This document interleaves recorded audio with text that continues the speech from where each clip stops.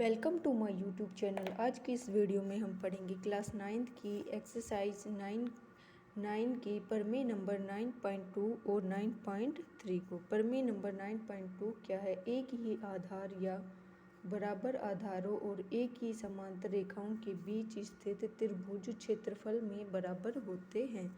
यानी हमें यहाँ पे क्या दिखाना है कि एक ही आधार और एक ही समांतर रेखाओं के बीच स्थित त्रिभुज के क्षेत्रफल आपस में क्या होते हैं? बराबर होते हैं। यहाँ पे ये दो त्रिभुज बन रहे हैं, एक तो ADC ये वाला और एक ABC ये वाला। हमें क्या दिखाना है? यहाँ पे ये दोनों एक ही आधार और एक ही समांतर रेखाओं के बीच स्थित है। तो हमें यहाँ पे क्या दिखाना है कि इसका क्षेत्रफल इसके क्षेत्रफल के बराबर है। तो सबसे पहले हम क्या करेंगे, जो दे रखा है वो लिख लेंगे। क्या दे रखा है हमें? ABCD एक समांतर चतुर्भुज है।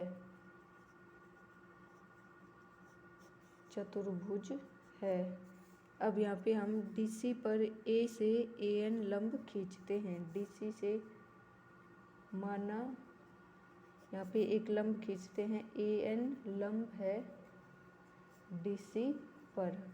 अब क्या करेंगे, इन दोनों त्रिभुजों के क्षेत्रफल बराबर दिखाने के लिए हम इनको सर्वांग दिखाएंगे। सबसे पहले तो हम क्या करेंगे, त्रिभुज ADC और त्रिभुज ABC में, त्रिभुज ADC और त्रिभुज ABC में अब कोई भी त्रिभुजों को सर्वांग दिखाने के लिए हमें क्या करना पड़ता है? तीन चीज़ों को बराबर दिखाना पड़ता है। तो यहाँ पे देखिए, ये एक समांतर चतुर्भुज है। तो हम जानते हैं कि समांतर चतुर्भुज में सम्मुख भुजाएं आपस में समांतर और बराबर होती है। यानी ये भुजा किसके बराबर होगी? इसके बराबर होगी। इसकी सम्मुख भुजा ये है, तो ये समांतर होंगी आपस में और बराबर भी। इसी प्रकार ये भुजा किसके बराबर होगी? इस वाली भुजा की। तो हम क्या लिख देंगे, त्रिभुज ADC और त्रिभुज ABC में क्या क्या दे रखा है? DC किसके बराबर होगी? AB की। DC बराबर AB। रीजन क्या लिख देंगे? चूंकि AB समांतर है DC की। और इसी प्रकार AD किसके बराबर होगी? BC की। AD बराबर BC। इसमें AD समांतर है BC की और ABCD समांतर चतुर्भुज है। ABCD समांतर चतुर्भुज है। अब AD बराबर BC हो गई। अब AC विकर्ण दोनों त्रिभुजों में कॉमन है। तो हम क्या लिख देंगे, AC बराबर AC, उभयनिष्ठ भुजा। उभयनिष्ठ भुजा। अब यहाँ पे तीन चीज़ें हमने बराबर दिखा दी। क्या? भुजा भुजा भुजा, यानी दोनों त्रिभुजों की तीन भुजाएं बराबर दिखा दी। तो हम क्या लिख देंगे, अतः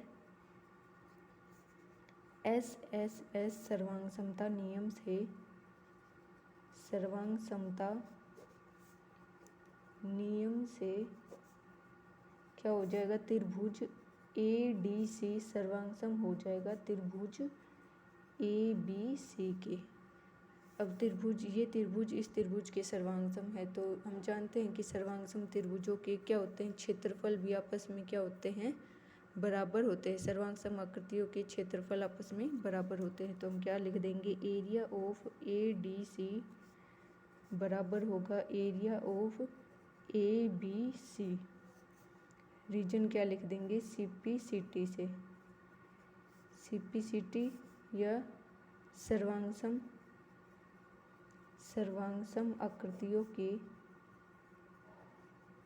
आकृतियों के क्षेत्रफल बराबर होते हैं। आकृतियों के क्षेत्रफल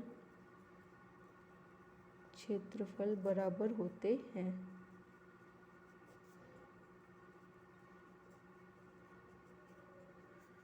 अब इन दोनों के क्षेत्रफल बराबर हो गए। यहाँ पे हमें क्या दिखाना था? यही दिखाना था कि एक ही आधार और एक ही समांतर रेखाओं के बीच बने त्रिभुजों के क्षेत्रफल आपस में बराबर होते हैं। यहाँ पे हमने दिखा दिया इस त्रिभुज का क्षेत्रफल इस त्रिभुज के क्षेत्रफल के बराबर।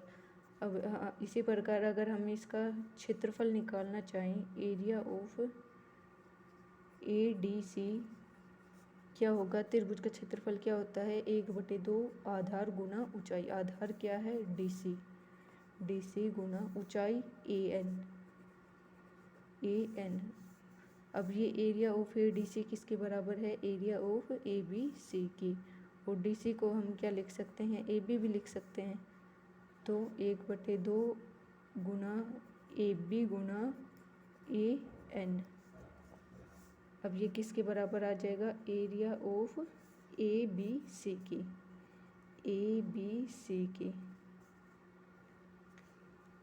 अब यहाँ पे ये AB और AN हम जानते हैं, चूँकि अगर कोई दो त्रिभुज आपस में सर्वांगसम है तो उनके संगत शीर्षलंब भी क्या होते हैं, बराबर होते हैं।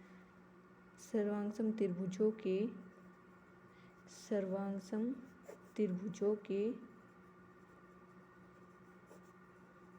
संगत शीर्षलंब